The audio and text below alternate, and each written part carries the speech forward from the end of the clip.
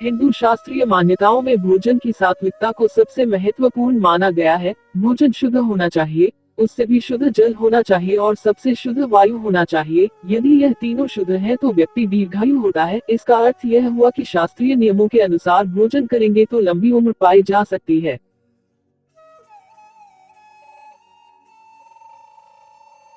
भोजन बनाने वाले के लिए नियम। 1. भोजन बनाने वाले को स्नान करने के बाद ही भोजन बनाना प्रारंभ करना चाहिए। 2. भोजन बनाने वाले का मन भी पवित्र हो, अर्थात वह अच्छी भावना से भोजन बनाए। 3. भोजन बनाने के बाद 3 रोटियां अग्निदेव को समर्पित करने के लिए अलग निकाल लेनी चाहिए, बाद में इसे गाय, कुत्ते और कौवे को डाल दें।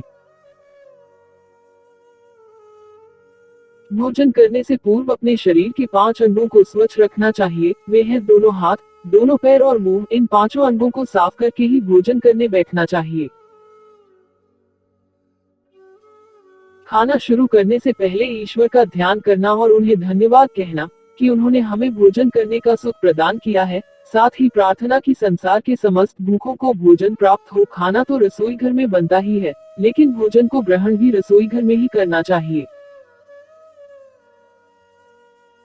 भोजन हमेशा पूर्व और उत्तर दिशा की ओर मुंह करके ही करना चाहिए। दक्षिण दिशा की ओर मुंह करके किया हुआ भोजन पेट को प्राप्त होता है तथा पश्चिम दिशा की ओर किया हुआ भोजन खाने से रोग की वृद्धि होती है। प्रातः और सायं ही भोजन का विधान है, क्योंकि पाचन क्रिया की जठराग्नि सूर्योदय से 2 घंटे बाद तक एवं सूर्यास्त से 2.30 घंटे पहले तक प्रबल रहती है। शास्त्रों की माने तो जो व्यक्ति सिर्फ एक समय भोजन करता है वह योगी और जो 2 समय करता है वह भोगी कहा गया है।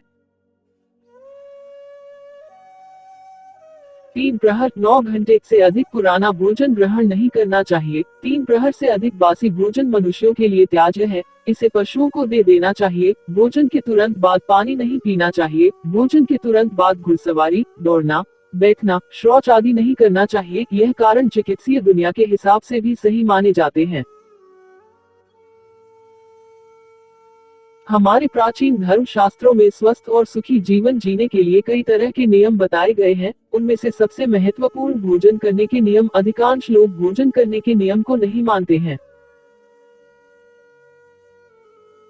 जिसे जहाँ जगह जैसी जगह मिली वह भोजन करने बैठ जाता है, जबकि शास्त्रों में भोजन करने के समय, दिशा, स्थान जैसी अनेक बातों के स्पष्ट दिशा निर्देश दिए गए हैं।